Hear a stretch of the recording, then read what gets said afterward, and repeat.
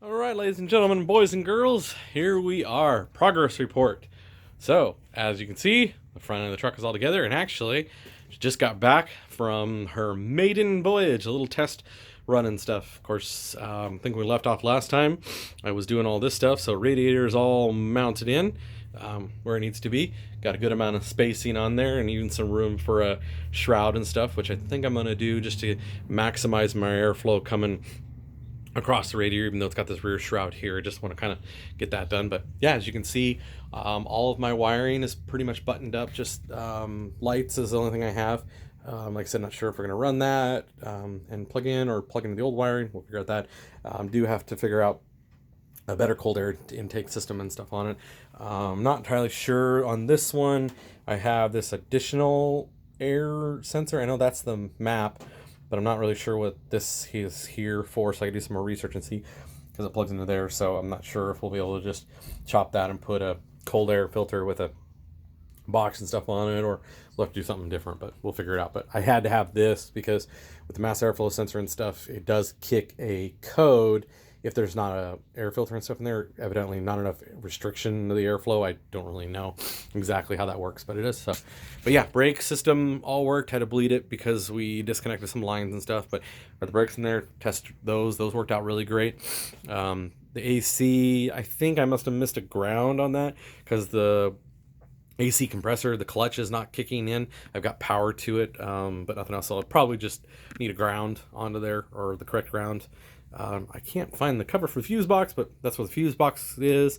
Battery is stock location. All this mounts really nicely to the inner fenders, which I was able to keep the majority of because the way everything sets. Had to trim out a little bit for the air box for the AC and stuff, and a little bit over here for the upper control arms and stuff. But otherwise, most all of it's still there. And like I said, PCM and stuff is back and around in there with a nice weather seal. But yeah, so she's rocking and rolling. Let's take a look if you can see. You know, the lighting's pretty bad because we're in here in the garage.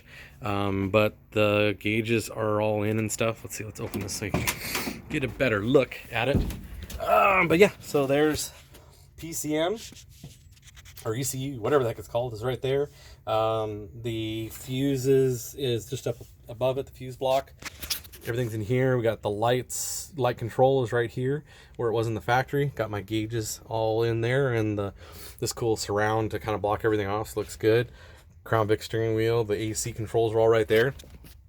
The OBD, the code reader and stuff, I put right here in the cigarette lighter or the ashtray because I'll never use that. So just thought it'd be a cool place instead of it hanging down, you know, along here or something. There's the AC box, radio wiring. Some of that additional stuff needs to be put up through, but like I said, we got a vent there, two in the middle, and one over here on this side. So everything blows through like it's supposed to. As you can see, the vent on that side, it all goes into the AC box that's right there. But yeah, so everything looks pretty factory with it. Got to clean up the door panels. Did a little bit of work to the dash. Didn't turn out quite as nice as I wanted to. I tried to fill it in, but instead of having giant gaping holes, it just kind of is a little kind of cracked, but use some duplicate color paint stuff onto it to color match. So yeah, it works for the time being until we can get a new one. Just need a new windshield put into it. The visors are in pretty good shape. Just need that tub there.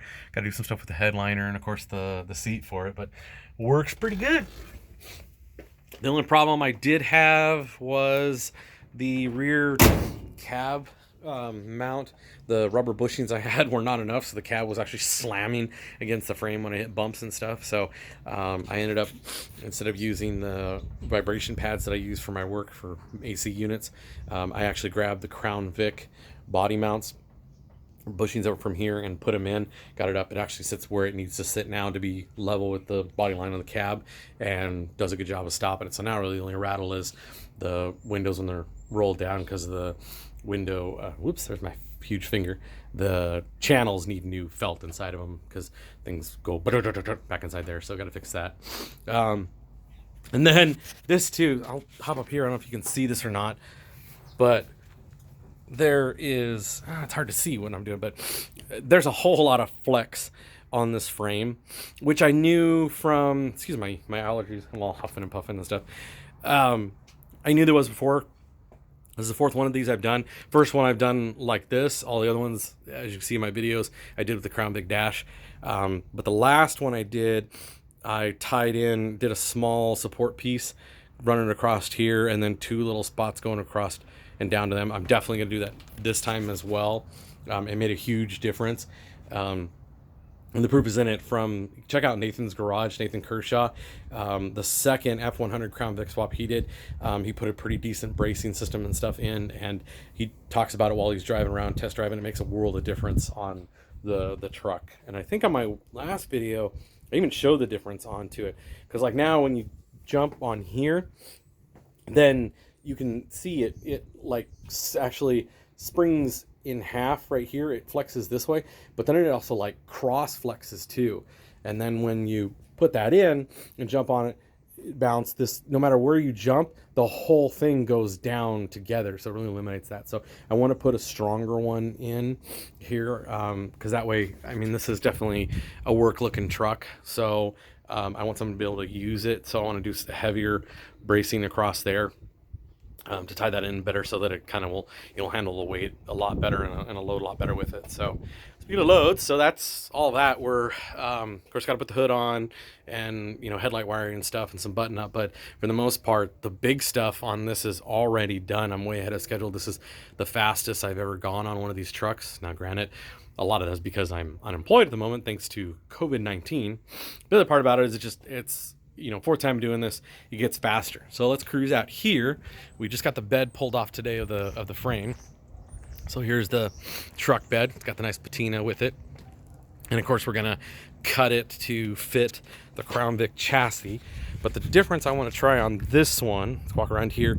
So what I've done on all the other builds was I chopped like 14, 16 inches out of here, cut it, plopped them together, spliced it in, cut a few inches back there, just to, and that rear section you don't really have to cut, but it depends on how you want it to look and stuff. So I'm undecided on that.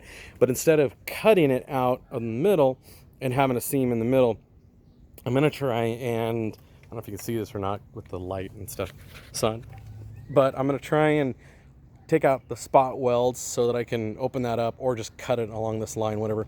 Take this whole head of the bed and slide it forward. The 14 inches I think is what this one needs to fit where I'm at. So slide it head 14 inches and then fold it over and tack it on that backside, so there is no seam, at least on the outside. There might be on the bed, but I don't think so, because what I think I can do is cut in here along that line. That way this is separate, and we'll just slide on top of it and then tack it back up again. So I shouldn't really have a seam across the floor or across the side of the bed to have to deal with.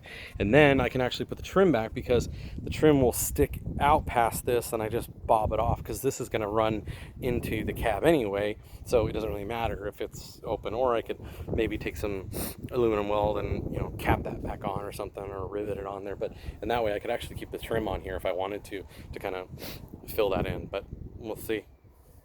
The biggest thing is going to be trying to figure out this stupid door. From watching the videos, like from, again, Nathan's garage and some of the other ones, of course, when you shorten this, then that doesn't work. Plus the fact that the frame kicks out right about here where this is going to sit, so you really can't use that toolbox anyway with it. So I'll probably either just fill it in or weld that door in. We'll see. That's my least of my worries right now. But yeah, so we got this finally here. Thank God for my buddy's forklift. This thing has been amazing to do all this swapping and moving around and stuff on it. But yeah, that's where we are. So that's the update.